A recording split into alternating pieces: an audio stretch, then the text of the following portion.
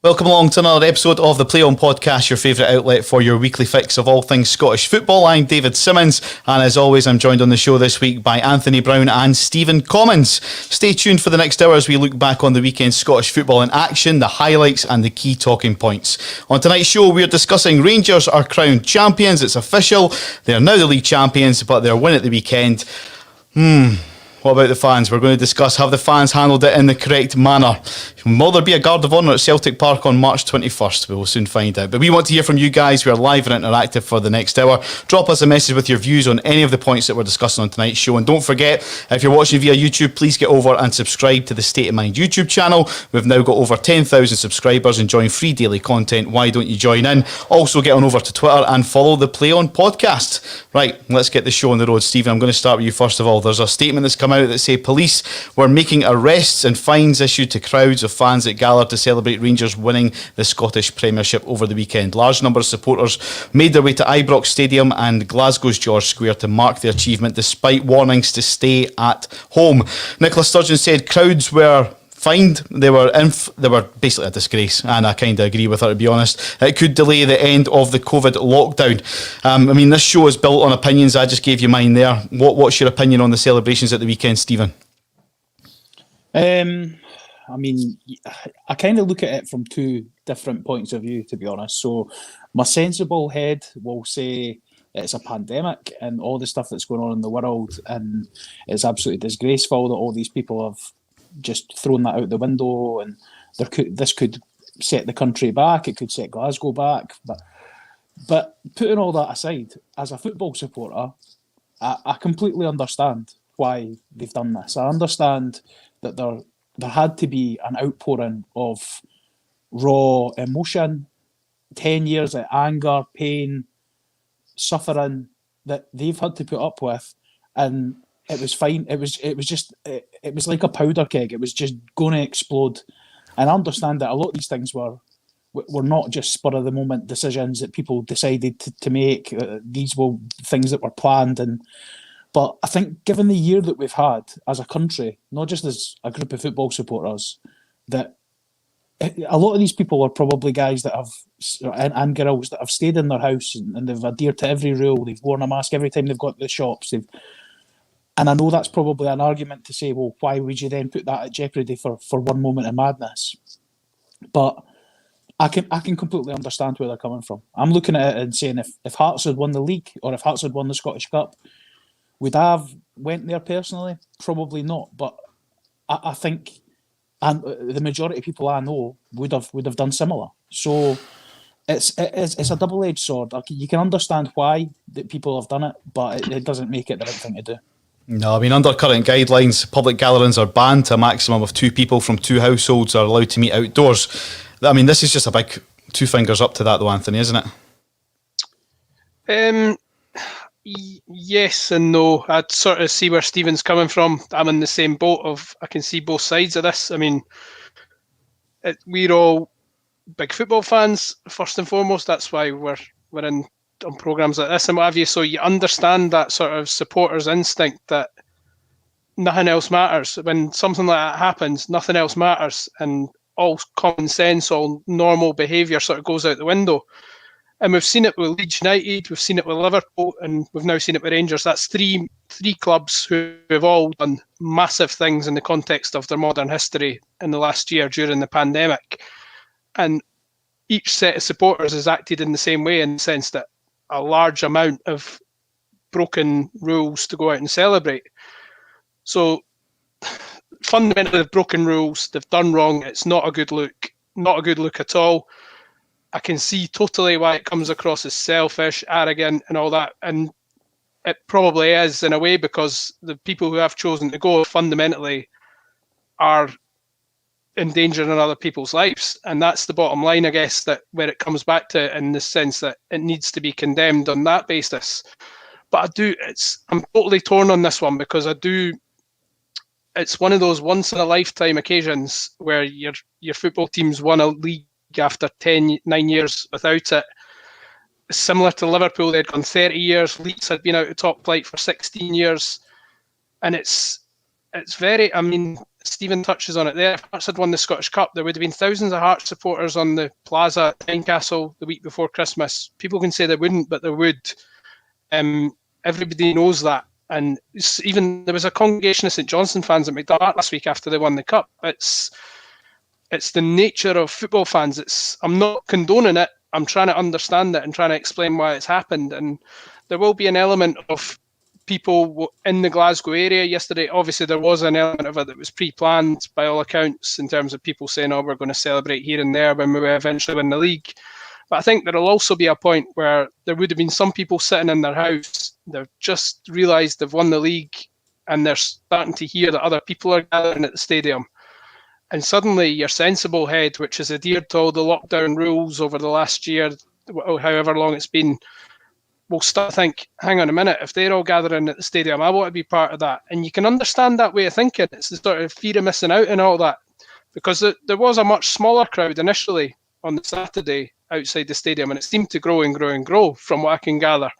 So it would have been a case of people starting to think, I don't want to miss this. This is a massive celebration. I don't want to miss this. And I know I totally get the pandemic and all that, and that's obviously a massive factor that has to come into the thinking here. But in that heat of the moment, I think supporters have just gone for it and thought, everybody else is out, why don't I go and join the party sort of thing? And I guess that's why it's come about. But the other side of the coin is it looks absolutely shocking from the outside looking in. If you're not a football supporter, even if, regardless of whether you're a football supporter or not, it looks terrible. It looks like, it does, like you alluded to earlier, it does look like two fingers up to the rules, two fingers up to Nicola Sturgeon, all the anti-SNP stuff and all that. It does come across that way. It's not a good look for football, and I understand why football's going to get condemned roundly, even though it was ultimately one set of supporters. But as I said before, I think any set of supporters would have behaved in a similar manner, in the sense that they would have congregated to celebrate something like this. Not maybe in the same numbers, but you have to remember that Rangers have a much bigger fan base than most other clubs in the country. So it's one of them, I'm not condoning it, I'm trying to understand it, and I can totally understand why it's happened, because I know loads of football fans that would probably have done the same. Like, it's like that will be the biggest thing in many people's lives that's happened yesterday. That'll be up there with having kids and getting married. And even the argument against that, I suppose, is that you can't attend funerals in great numbers and you can't attend weddings. So I get that. It's a really sort of hard one for a football fan to analyse, because fundamentally they have done absolutely wrong. And if the police come knocking at their door, nobody can have any complaints. But on the other side of the coin, I do understand how the whole situation came to pass. It needs to be condemned, because you can't be encouraging those sort of situations in a pandemic, because otherwise we're never going to get out of this. But I do have not sympathy, because they've had their party and they have to deal with the consequences, but I do understand why it came to pass, why all those scenes sort of, I mean, obviously the worst side of it was the fact that things were damaged. That can't be condoned or understood on any level. That's where it enters sinister territory. Yeah. I mean, Stephen, as actions like this, we mentioned obviously that St Johnstone had a small gathering. I mean, other things have happened on protests and stuff like that. Is actions like this possibly going to cause Nicola Sturgeon to relook at Scottish football and why we're playing it in this pandemic? Potentially. I mean, it's certainly going to put back getting crowds in the stadium anytime soon. And that's sad, but I think the wider picture of this, and I really hope that these comments are not going to be taken out of context, right? But if you look at the wider issue here, that football is always kind of looked upon with a bit of a snobbery in terms of football fans are the lowest kind of rung of society and blah blah. See during the summer when the Black Lives Matter protests were happening all across Britain, in every major city across Britain, across Europe, across the world, and people were going out in their tens, hundreds of thousands and protesting at the height of the pandemic. There was not as much, there weren't as many people roundly condemning those folk for going out of their houses. And I understand it's for a completely different reason. It's for what they would deem the betterment of the world, and that's absolutely fine.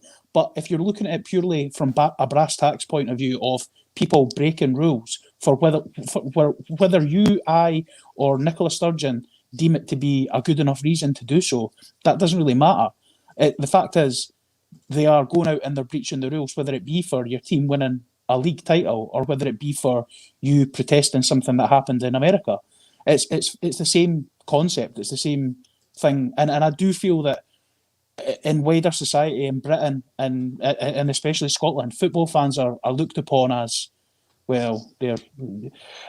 You look at the way that football's been treated in comparison to say rugby. The rugby players, when they won the Calcutta Cup, they were in the changing rooms all huddled together, or not doing social distancing. Nothing was said, not a word. And I'm not saying it's a tit for tat, he said, she said sort of thing. But I do think that football, in the wider context, is looked upon unfavourably by the kind of wider society. No, it's probably quite a fair comment. I mean, I think what frustrates me is I just want to get back to some normality. I mean, I want to take my kids abroad again. I want to get them to grow up in a COVID-free environment. I mean, there's been, like you said, Anthony, there's been people that have had to say goodbye to loved ones that's not been able to have more than, 10 or 15 at a funeral, not being able to get married. I mean, my own sister, for example, got married in Princess Street Gardens, where it should have been a big fancy do for the whole family. We just want normality back. And like you say, when we see this happening on the telly with groups of people, I mean, you're talking, I would say, with the last image I seen, there must have been well over 2,000 or 3,000 people there. Yeah, it's not a good look. It's a horrible look when you think the context of where we are in terms of fighting the pandemic and all that. And who knows whether it will set us back in terms of the actual numbers and the cases. But I mean, if you think about it, if there was 3,000 people there, I'm just plucking a figure out there or going on the basis of what you're suggesting there. Let's say 3 or 4 people there already had COVID, and they pass it to another 3 or 4 people, and they take it home and it passes. And that's the bit that I don't think people have really thought about in this situation.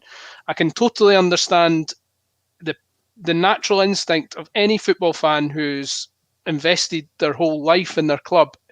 At the moment they win a trophy or to win a league or whatever, or have a great moment like that, is to go out and get drunk with their mates and go and basically celebrate wherever everybody's gathering. It's human nature. You want to be with people. It's part of, but we've had to adapt to this period of isolating and being away from people. That's something that everybody's had to get their head round over the past year.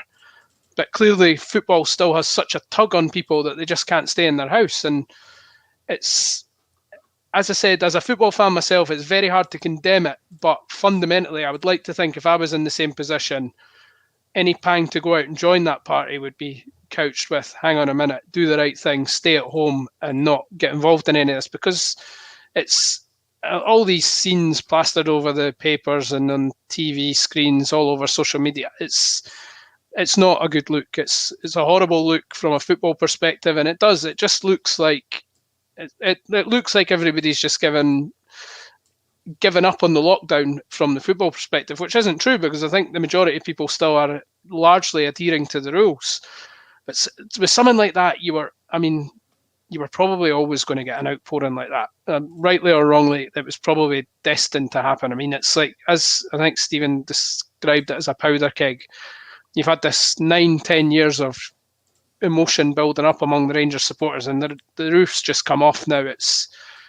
And that was the end result over the weekend. I do think it could have been handled better from the authorities. I think Rangers could have done more to try and dissuade their supporters, definitely. I know Rangers have come out and made some sort of statement today saying that they had Steven Gerrard had told the fans to stay at home, but when you look back, it looked like more like just a token gesture from Gerrard. I'm not saying he's to blame in any way for this, but Rangers as a club, I think, should have made it clearer to the supporters that they did not want anybody gathering at the stadium. From what I remember, I may be wrong here, but I'm sure Hearts put something out before the cup final saying, don't come and celebrate, there will be no celebrations.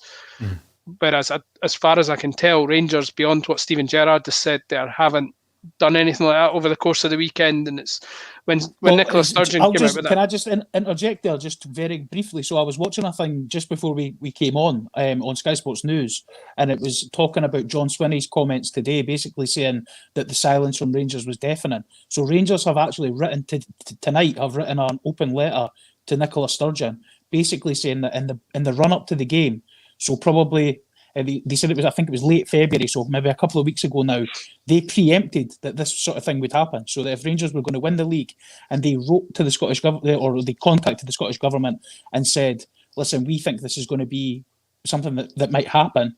We want to open up a dialogue with you guys, and if Steven Gerrard especially can use his position of influence to try and put like a preemptive message out there before any of this happens, then we're more than happy to work alongside you guys to do that. And they heard nothing back from the Scottish Government. This is what their letter has said. So I understand your point, and see from an outsider looking in, before I heard that story, I would have said the exact same thing. But what their point of view is basically saying is, we knew this was going to happen. We tried to do something about it, and the Scottish Government didn't back us or didn't contact us. But again, that shouldn't have stopped Rangers going out and making a statement, because they could have done that anyway. I think as well, we've been very critical of a lot of things that have happened at Celtic, whether that be the board, the decision to go to Dubai, and we were also very critical of the fans when they came out pre-Scottish Cup final and when they protested at Parkhead. So I think it's only fair that we give Rangers as a football club as much critique as Celtic have had as well, because as Anthony quite rightly said, Rangers, the words that Steven Gerrard used were empty words, really. He'd said, don't come out and celebrate, guys. But he actively encouraged the players at full time to go up to the corner of the stadium, to jump about with the fans. He was well involved in when they were opening the windows of the changing room. So actions sometimes speak louder than words. And again, I'm not having a go at Gerrard as a person, because this is a guy who's probably poured every single thing he's had into that club for the last 3 years. So he's obviously going to be the same as the supporters. He's as invested, if not more invested. So you can understand the outpouring of emotion from him and from the staff and from the players. But it just, again, wasn't a good look. No, I mean that's it. It's a done deal now, and it was nothing personal against Rangers as a club. They have won the league outright. It's now official. Their next game is at Celtic Park on the 21st of March. We touched on this briefly. If things worked out a couple of weeks ago, will Celtic provide a guard of honour for the newly elected champions? What's your opinions on this, guys? Anthony, we'll start with yourself. I don't know. I thought they probably wouldn't, but with no fans being there, I don't think there's as much sort of riding on it. And I think Celtic would look pretty small-minded in a way if they didn't do it now. I know I said they wouldn't do it a few weeks ago, but on reflection, I think with no supporters being in the stadium, they've been well beaten this year. They probably should just hold their hands up and say, well done, guys. You have absolutely horsed us this year, sort of thing. And just, I suppose, take their medicine, because Celtic can have no complaints about the way this title. It's not like it's been a close run thing and there's been a lot of needle between the two teams along the way. Rangers have just been on a different level entirely. So, I mean, I don't really place a great deal of stock in a guard of honour. I can take them or leave them. I wouldn't read too much into whether a team did it or didn't do it. To be honest, I'm not really that fussed, but I suppose if it's tradition, then Celtic probably should do it. But with no supporters in the stadium, there's less sort of humiliation attached to it, I guess. If the Rangers fans are coming to party and they're getting a guard of honour onto Celtic Park, then there's far more opportunity for Rangers fans to rub Celtic supporters' noses in it, because they're actually present in the stadium. But with no fans in the stadium, I don't think it's really a big deal either way. It's not going to change anything in the grand scheme. I think the bigger issue is how they police it, because we don't want to see a repeat of what we've seen over the weekend there. And Celtic fans there probably will be a section of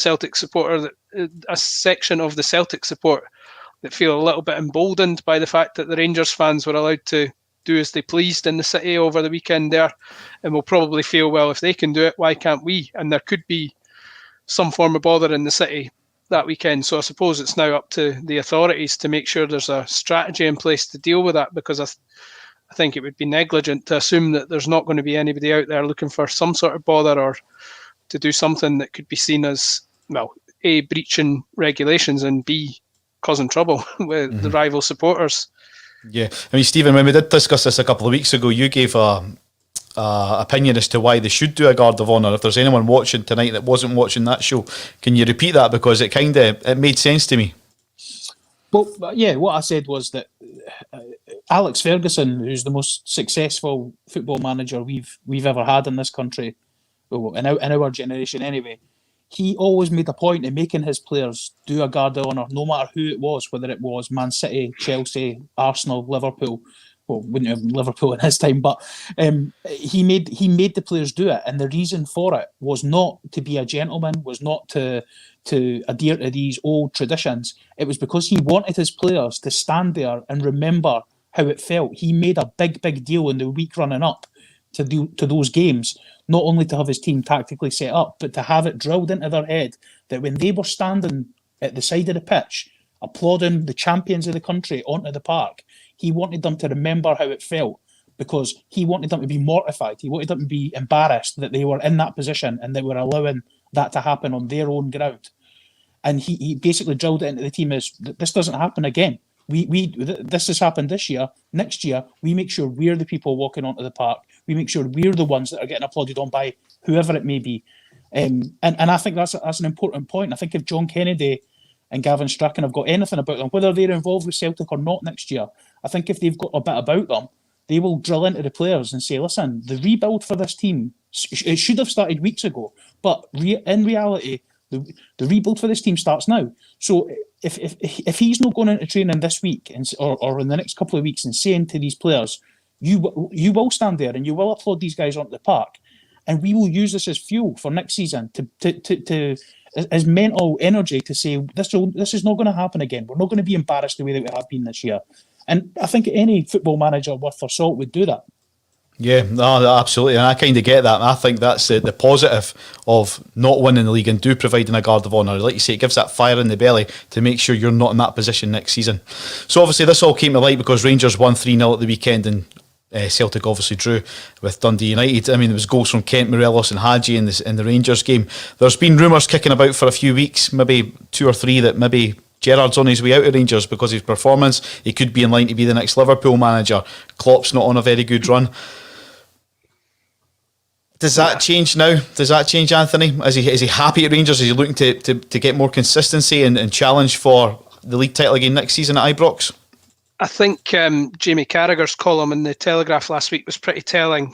Carragher, obviously a big friend and former colleague of Steven Gerrard's, he'll remain in contact with him. He'll have a good idea of how Steven Gerrard's thinking privately, and he was pretty emphatic in his belief that Gerrard should stay at Rangers and build something long term, and that there's no need for him to rush down to England. So I think, the obvious fly in the ointment, as you touch on, is if Klopp was to leave Liverpool anytime soon, because Gerrard's name would be in the frame. Whether he would actually be the number one target at this stage, I don't know, but his name would certainly be in the frame.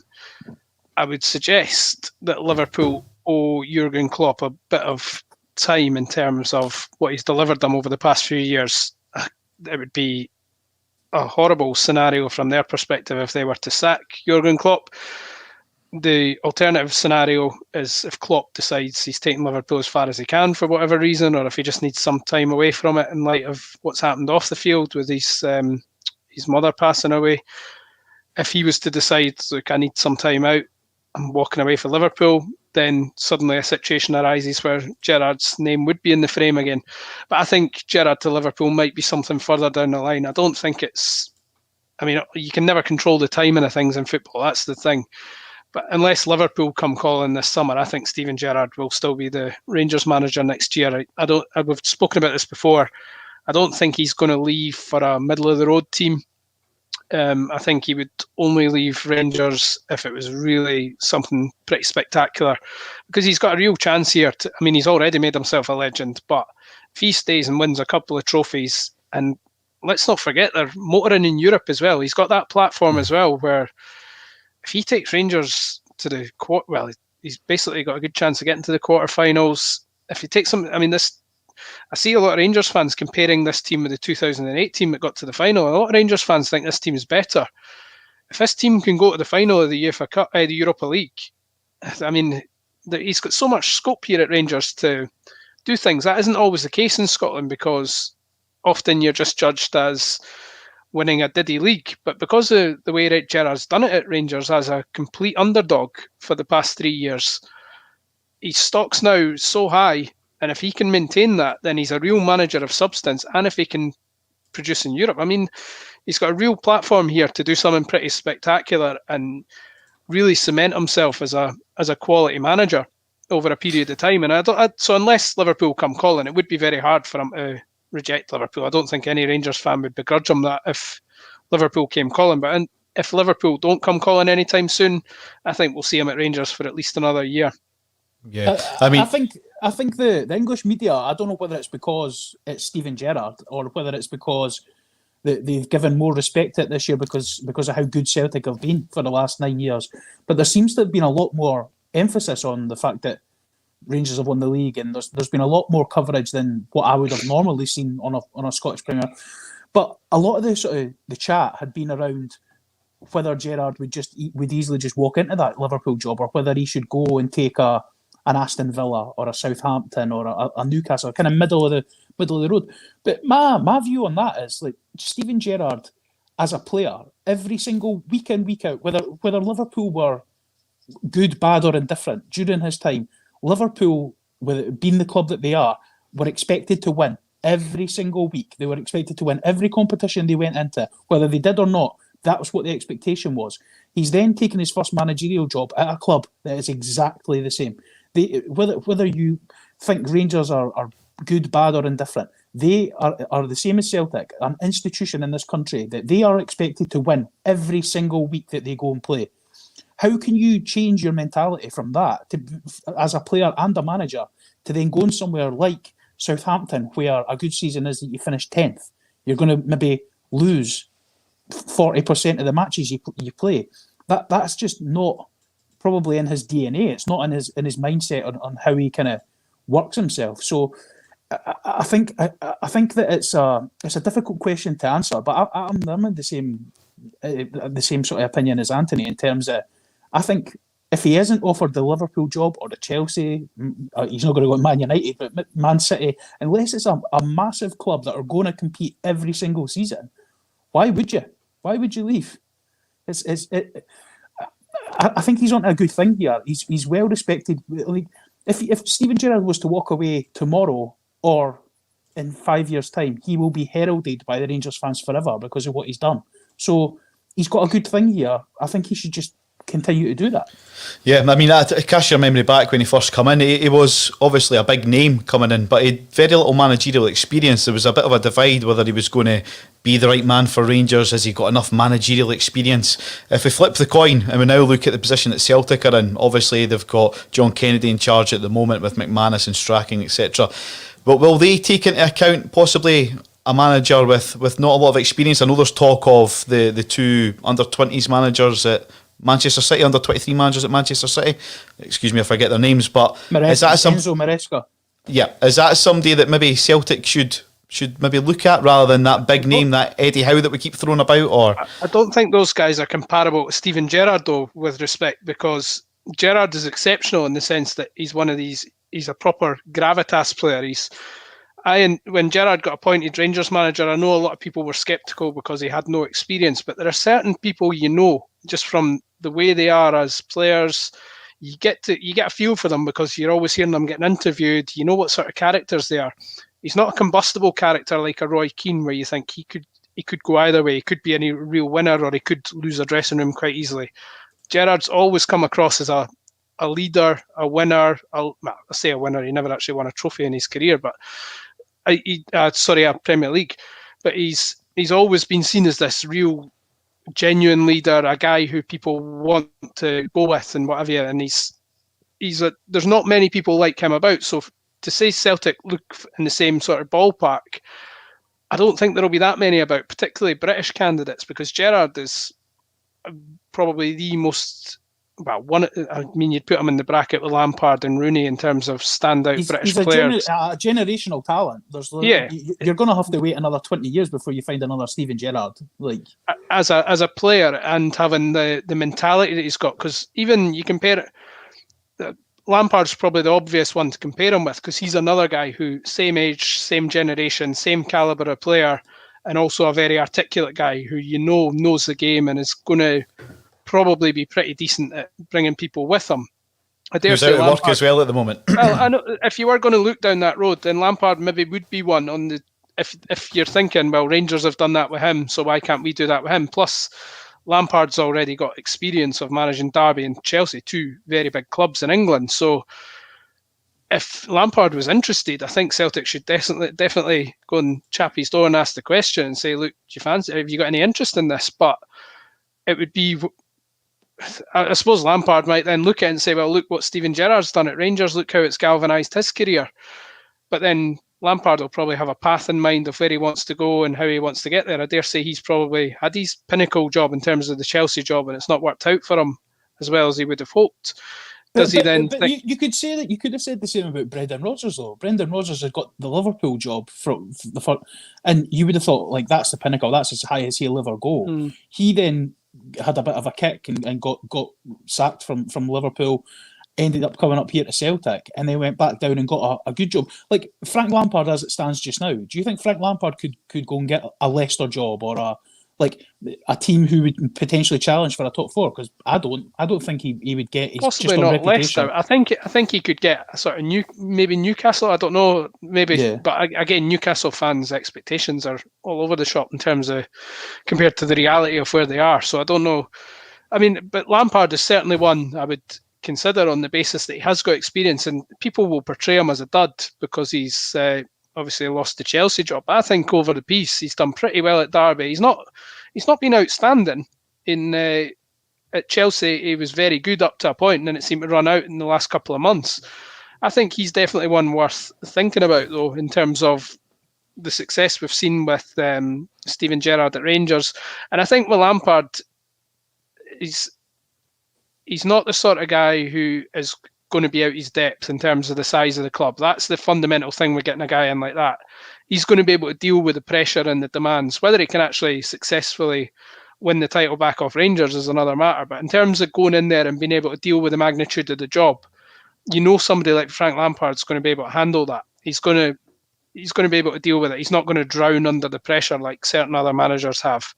So I mean, to just go for a young coach on the basis that Gerrard has won the league, I think ignores the key fact that Gerrard is a guy of real substance as a football person in terms of what he's achieved and the respect he commands from everybody in the game. That's the big thing with Gerrard. It's not so much his age or the fact it's his first job, it's who he is that's made him such a standout manager. Yeah, no, absolutely. I'm reading through some of the comments here. Hi to Owen. Not for me, I'd take Clark before Lampard if it was a straight choice. Sorry, there's loads of comments coming through, so I do apologise if I've not addressed them as much as I normally do every other week. I mean, the way things are going, the Euros might get cancelled, so Clark's not got anything to look forward to, Stephen. So might he then look at Celtic as an option? Potentially. I'm still of the opinion, though, that I don't think Steve Clarke's a good enough manager for what Celtic are looking at right now. I mean, I watched a bit of the. I didn't see the whole programme, but I saw clips of the Axom bulletin after the Dundee United game. Mm-hmm. And forgive me, I forget which one of the pundits it was, but one of them made a very good point and said that when the shoe was on the other foot and Celtic stopped Rangers 10 in a row, like in 98. Rangers straight away went out and got Dick Advocaat, who at that time was like, wow, a fantastic appointment. Like a guy who came well, brilliant CV, but he was in a job. They went and paid the money. They got him. They promised him. They said, "Listen, we'll back you. We'll give you money to spend. We'll bring in players that you need." And then Rangers went on and I think they won a treble and then a double in the next 2 seasons, and basically got their crown back after. So it went to Celtic for a season and then went straight back to Rangers again for another 2 or 3 years. So if Celtic have got that in their mind, there's no debate about this. Celtic financially are stronger than Rangers, and I know we're in a pandemic and I understand that, but they have got so much money behind them, and for years and years they've prided themselves on being financially better run, but now's the time to prove that. Like they've done things on the cheap, and let's be honest about it. They got Neil Lennon, cheap option. Ronnie Dyler was a project, but again, cheap option. Brendan Rodgers, they went out and got a good, like a well paid. It would have cost them a bit of dough.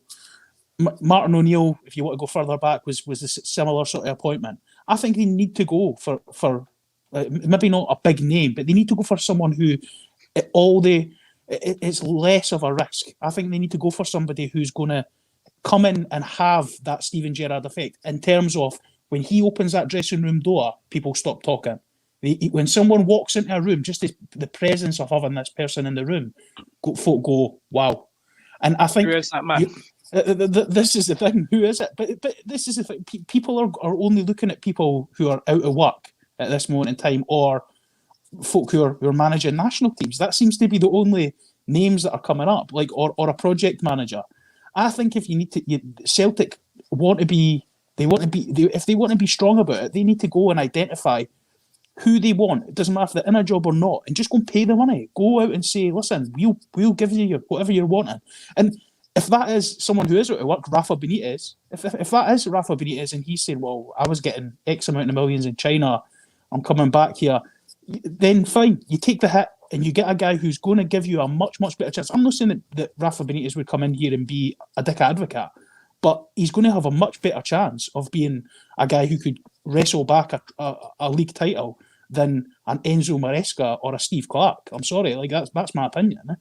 No, that's it. And the show's built on opinions. We are the Play On podcast. We play on from the weekend Scottish football in action. I know there's a lot of Celtic fans and Rangers fans arguing about everything on the comments that are coming through on tonight's show, but we do discuss the whole of Scottish football. If the key talking points about Rangers, we'll discuss that. If it's Aberdeen, we'll discuss that. Celtic, so on and so forth. So I just want to point out before we go any further that when on the very first show that we did on this, you asked us who was going to win the league. You two both said Celtic and I said Rangers. So...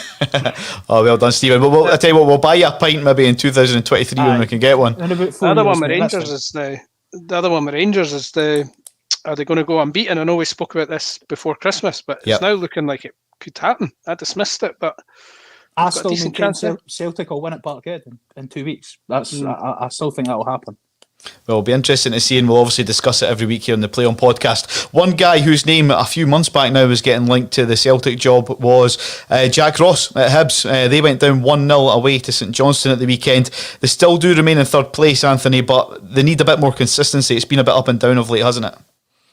Yeah, I mean, I was raving about them 2 weeks ago, and then here we are, back-to-back defeats. And again, you look on social media and people are turning on Jack Ross. Again, I can see it, but I can see why it happens, because it happens at every club. Lose a couple of games and the manager straight away gets called out. But I see things like if Hibs finish third, it'll be the worst ever third place team in Scotland. Like, I would couch that by saying, when was the last time Hibs finished third? It was 16 years ago. So, I mean, you've got to have a wee bit of reality here, a wee bit of perspective in the debate. I get Hibs are not the most swashbuckling team we've ever seen, but the fact is that up till now they have had a very good season. The obvious blight is the two semi-finals. But equally, as we've discussed before, I think they lost to St Johnstone and Hearts. It's not like they lost to they did lose to a lower league team because Hearts are in a lower league, but they lost to two teams I would argue are in a similar ballpark in terms of overall status. Certainly Hearts, generally speaking, are on the same... I know they're in a lower league, but similar, bigger budget and arguably similar calibre squad. St Johnstone have proved themselves by winning the Scottish Cup that they're a decent team as well, and they've gone and beaten Hibs again at the weekend there. So it's not like Hibs have had a shocker in the Cups. They've got to the semi-finals of both tournaments and they're in a pretty healthy position in the league. People may argue that they're only third because Aberdeen have performed so poorly. I get that, but at the end of the day, this is still a far better season than Hibs have had since Neil Lennon was in charge, and before that, you're going back a decade. So there needs to be an element of balance here in terms of the analysis. Yes, the last two games have been massively disappointing, certainly in terms of the results from a Hibs perspective. You would have hoped that they would have been able to seize on the vulnerability in the Aberdeen camp and just turn the screw a wee bit and motored away from them, because they had a really good chance to pull away and probably get third place wrapped up with a few games to spare the way they were going at one point. And now they're in a position whereby they were so far ahead, or they seem to be so far ahead of Aberdeen, that if they were to throw it away and Aberdeen come back and get third place, which you wouldn't put past Aberdeen because they've got a history of doing this sort of thing, suddenly the narrative will not be Hibs have finished in the top four, it'll be Hibs throw away third place after late season collapse. So that's the thing Hibs need to be wary of, because if they end up, I think a lot of fans have probably, or certainly neutrals have probably assumed that Hibs had third place wrapped up a couple of weeks ago, and now they're in a position whereby there's still 5-6 games to go, and it's anybody's guess who's going to finish third. But I know Hibs still have the advantage, but they're not as sure-footed as they were a couple of weeks ago. So they need to be careful, because football, Jurgen Klopp described it as a rhythm game, a game of rhythm, whereby you're winning all the time. It's quite a habit. It just comes freely to you. Everything's great. But when you're in a rut, it's so hard to get out of. Even if you're trying to do the right things and you are doing the right things just keep going against you. So Hibs need to make sure they sort of end this season in a good rhythm, so that they go into the summer on a high, supporters are buoyant, and there's a bit of optimism, because you can get situations where you get a hangover from if they finish the season on a bit of a downer and then they lose a game at the start of next season. People start adding it on and saying it's a 1 win in 12 games, even though it goes back to the previous season and things like that. So they just need to be mindful of letting a really good opportunity slip to have a really solid season here. So they need a strong finish, I think. Yeah, absolutely. I'm sure Jack Ross's his aim at the start of the season would have been third place. So if he can secure it, then he's done his job, I suppose. Stephen, I'm going to move on to the game up in Dingwall at the weekend. It finished Ross County 3, Kilmarnock 2. Kilmarnock players took no responsibility, said manager Tommy Wright, as the 3-2 defeat at Ross County left them bottom of the Scottish Premiership. Now, I'll give you that one. You did say that Rangers would win the league this season. Me and Anthony both said Celtic on our first ever show. You also said a few weeks back that Tommy Wright was the right man for Kilmarnock. I mean, from a Killie point of view, it's not looking great. Fixtures against the likes of Ross County are ones that you would hope that Tommy Wright would be picking up points. Would you agree? Yeah, 100%. They haven't had the bounce, the fabled manager bounce that you're supposed to get when this new guy comes in.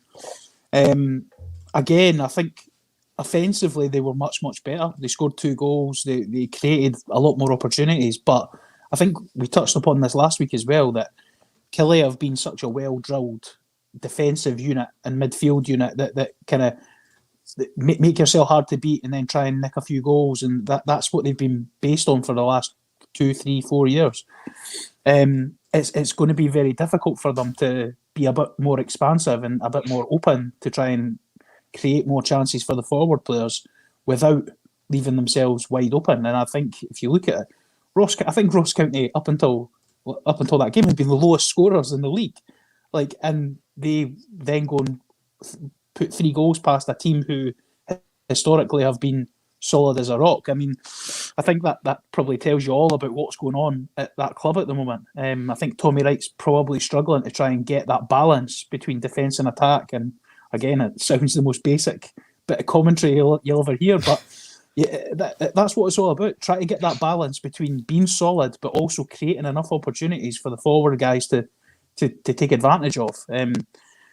We did say that if Lafferty started scoring, Killie would start winning, but it doesn't seem to be the case, because he scored 2 and they still didn't win. So, well, I mean, Yogi was obviously brought in at Ross County, Anthony, to secure that place in the top league. They're now 4 points clear of Kilmarnock with a game in hand. They sit 10th, 3 ahead of Hamilton Accies as well, who are in 11th. Has Yogi done enough, or is he going to do enough to avoid that bottom 2, do you think, come the end of the season? It's looking likely at the moment. I mean, you would say from it being a four-horse race, or a dogfight between 4 teams a couple of weeks ago with Motherwell, Ross County, Hamilton and Kilmarnock, it now suddenly looks like a battle between Kilmarnock and Hamilton to avoid bottom spot. And in that battle, Hamilton are the team that have got more form at the moment. But in terms of Ross County, they've really eased their worries in since John Hughes came in, but particularly in recent weeks with their most recent results.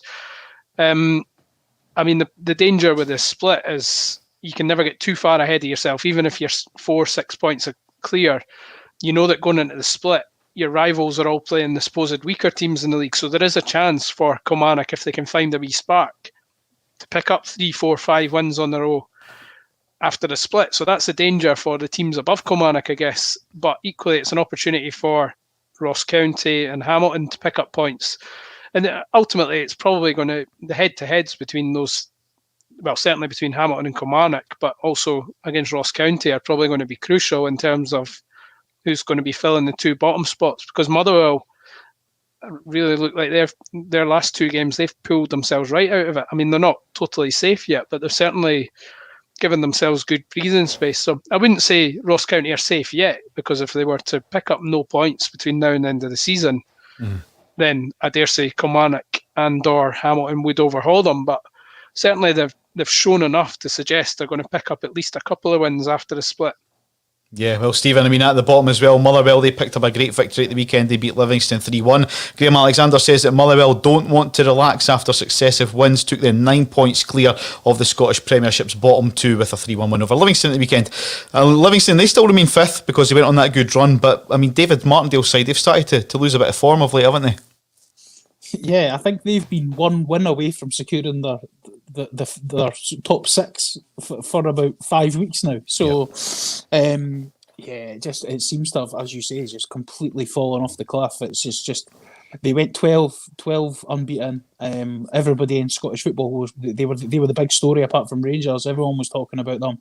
Everyone was giving them great credit. But David Martindale said something that I massively agree with in terms of we are still Livingston. We are still a small club with a small budget, with a group of honest guys who'll give you everything they've got, but they're not going to win every single week. They're not good enough for that. As individuals and as a group, they're not good enough. They might string 3 or 4 or 5 wins again between now and the end of the season, but they're also going to lose 3, 4 and 5 as well. So it is what it is. I think by the end of the season, if Livingston are still going to get the top 6, let's be brutally honest about it. And then again, if you'd said to them when Gary Holt left, you guys are going to be 5th, potentially 6th in the league. You're going to finish the season by playing the likes of Rangers and Celtic and Hibs and Aberdeen. They would have snapped their hand off for that. They got a cup final out of it as well. And as much as David Martindale might be upset by that, you have to put it into perspective. But the one thing I would say, and they touched upon it on the radio at the weekend, was see when things were going great, everybody was praising David Martindale for his style of management in terms of he stands on the sideline and he barks orders at players. He tells basically you 10 yards forward. It's like a chess game. He's moving the players by screaming and shouting at them. And when they've gone on a run of 12 games and winning, that's fine. But see when things are not going great, maybe it's time to rein that in a little bit and sort of just say to the players, I'll tell you what, you go and make your decisions. You go and express yourself. If you decide that you want to sit 10 yards deeper or 10 yards to the right, or you make that decision and see at the end of the game, we'll discuss it then. It's just something that maybe David Martindale needs to learn. And he is, as much as he's a kind of middle-aged guy, he's in terms of football management, he's a baby. He's still learning on the job. So it's maybe something that he just needs to tweak in terms of his style and the way that he speaks to the players during the match. But listen, who are we to say anything? They've been great this season, and I think, as I say, if they finish in the top 6, then brilliant. Job done. Yeah, we move up to Pittodrie. Anthony, it finished Aberdeen 0, Hamilton Accies 0. Aberdeen manager Derek McInnes said his side must carry more threat and punch after they failed to score for an 8th time in 9 Scottish Premiership games, drawn with Hamilton Accies at the weekend. I mean, I've went in hot at Derek McInnes a few times, saying that maybe a change is needed at Aberdeen. Not a great result for him at the weekend, drawn 0-0 at home to Hamilton Accies, but the other side of the coin, I've said that a few times tonight, a much needed point away from home for Accies manager Brian Rice. Yeah, it's well, in terms of Aberdeen, it's another really poor result because these results can happen in isolation, but they seem to be happening pretty much every week for Aberdeen at the minute, and they're coming at a time when the pressure's already on Derek McInnes.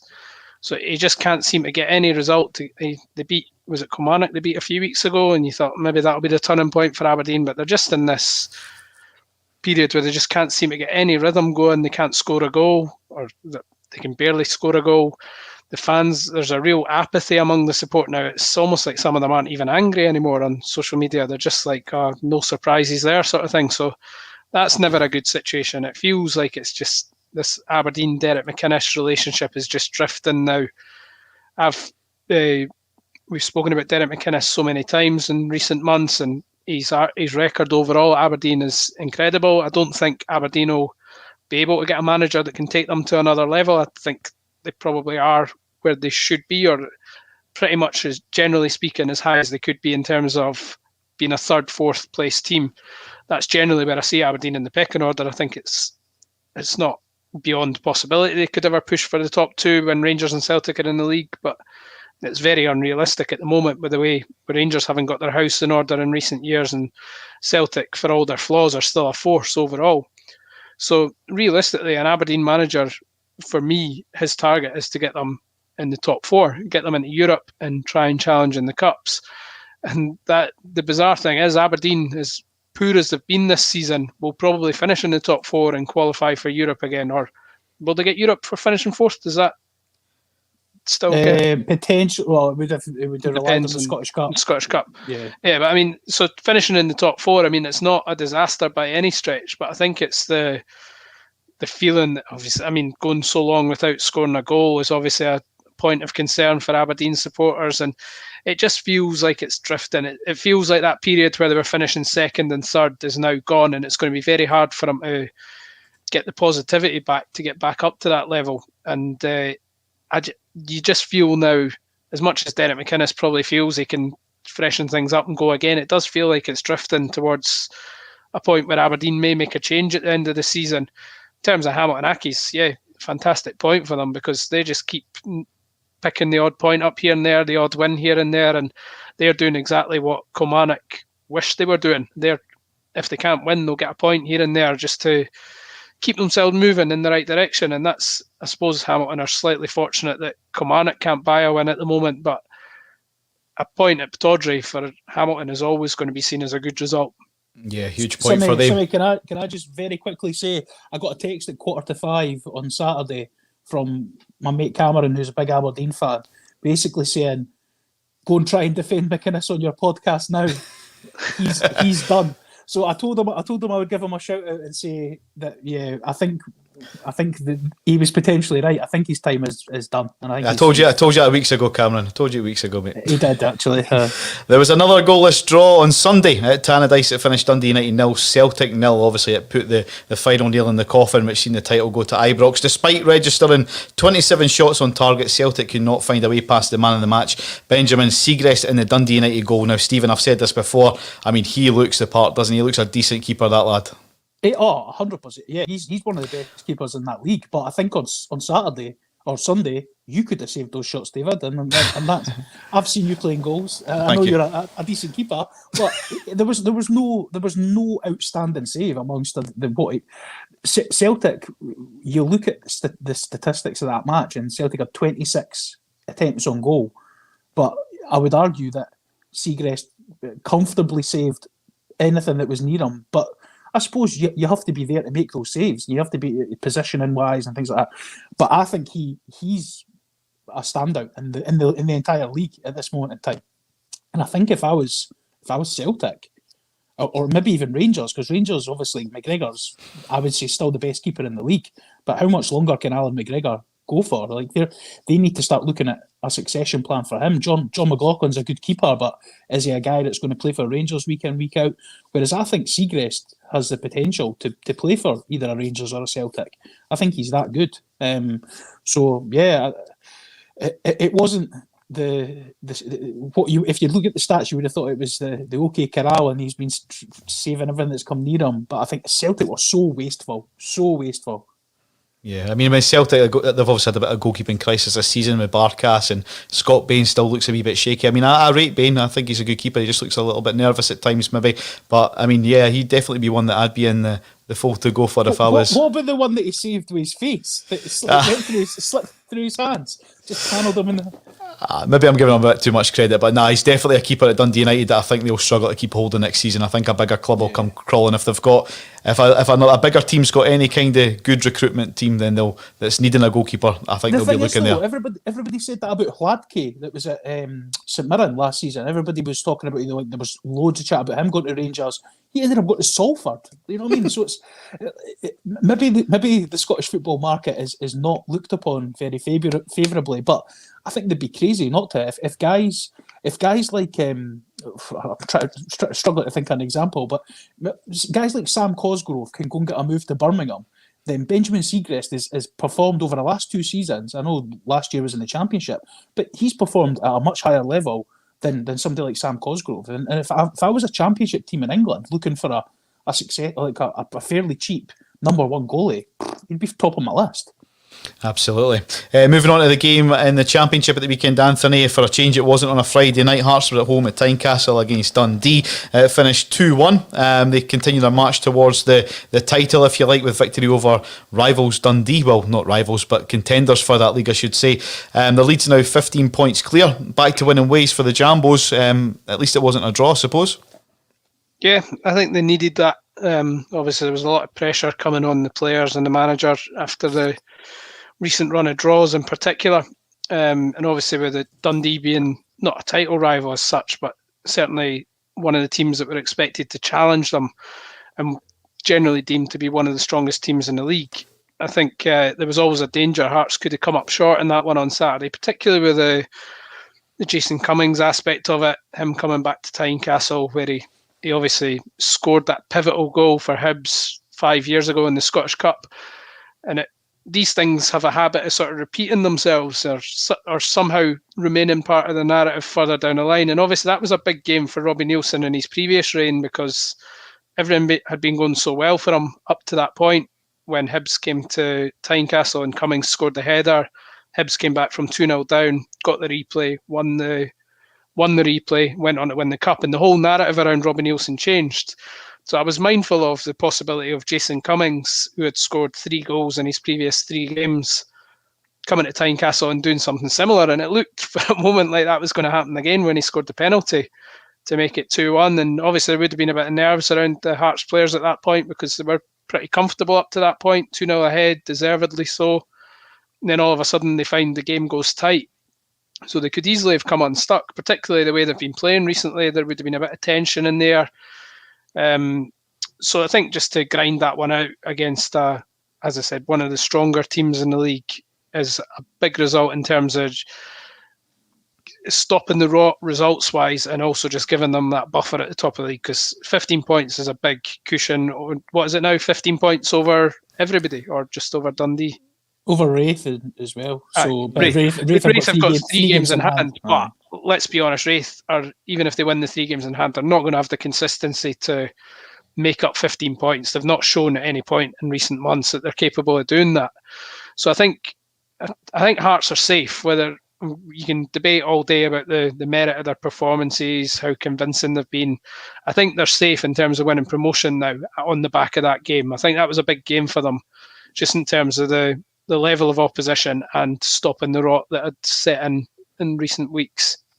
Yeah, I mean, other results in the Championship, it finished Alloa 1 and Inverness Cali 1, Arbroath 2, Queen of the South 4. That was a coupon buster for me. I don't know if you were watching that game. Arbroath were flying 2-0 for about 20 minutes and Queen of the South come back win 4-2. So cheers for that, Arbroath. By the way, they're the dark horse in that Championship. Queen of the South.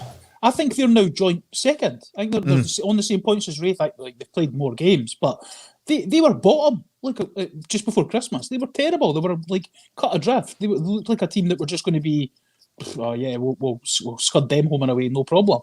But they're a dark horse. They're coming strong. I think that's one thing that makes this division slightly different. Obviously, people naturally compare it to the last time the likes of Hearts and Hibs and Rangers were in the Championship, and they say, "Oh, it's not as strong now as it was back then." I think when you look at the Hearts, Hibs and Rangers obviously made those leagues stronger just because of their status. But see, when you look beyond those teams in these previous spells, there weren't any great sides in the Championship back then. There was a lot of cannon fodder. I remember Livingston, Cowdenbeath 10-0, mate. and Dumbarton were those were teams that really struggled and were pretty hapless back in sort of 2014, 2015. Whereas now Arbroath, I suppose, are the equivalent team, and they're a really competent side that, as you say, are pushing for the playoffs. And even Morton and Queen of the South, for all that they've not got big players and what have you, they're competent sides. They can make it. That's probably a difference in this season. There's no real cannon fodder in this league. As much as obviously Hearts are a notch above everybody, the likes of Wraith, Dunfermline, Dundee are all good sides on their day who you would, if you put them against any team in the bottom 6 in a one-off game, they could easily beat them in a one-off game. Even top 6 teams, Wraith, Dunfermline and Dundee would probably give a good game to. Whereas I think back then you were probably had Rangers, Hearts and Hibs and maybe Falkirk. And after that, it was all pretty mediocre and teams that you could really take goals off. Whereas I don't think there's any teams in this league that you look and think, right, I know Hearts supporters will argue otherwise, but I don't think there's any absolute like Cowdenbeath were really imploding that season. They ended up going down to the League One in the League Two in the end. So they were a team in total free fall. Whereas I don't think you've really got that here. You've got weak teams in the grand scheme of things, but they're not teams that Premiership teams would routinely expect to turn up and take 4 or 5 goals off every week. Yeah, no, absolutely. I mean, the only other fixture in the Championship we never touched on was Greenock 0, Ayr United 2, Ayr United getting back to winning ways. If you have a look at some of the fixtures that are coming up this week, because time's getting away from us again, tomorrow in the Championship there's games between Inverness, Cally Thistle, they're at home to Greenock Morton, and Wraith host Ayr United tomorrow on Tuesday evening. Friday it's Inverness Cally against Wraith Rovers, and on Saturday there's only 2 fixtures in the Scottish Premiership. It's Livingston against Hamilton Accies and Ross County are at home against Hibs. In the Championship, Dundee host Arbroath, it's Dunfermline against Greenock Morton. Hearts are at Tynecastle again, this time against Ayr United, and it's Queen of the South at home against Alloa. Don't forget as well, on Thursday, Rangers are flying the flag in Europe. They're away to Slavia Prague on Thursday evening. We wish them the best of luck in Europe, and we thank you all for watching. That's been another hour of the Play On podcast. Thanks for all the comments that have come in. Thanks for everybody that's watching. If you've enjoyed it, please like your feed that you've watched and share it, and tell some of your friends. Until next week, we'll see you then. Have a great one. We'll see you next Monday at 6:30.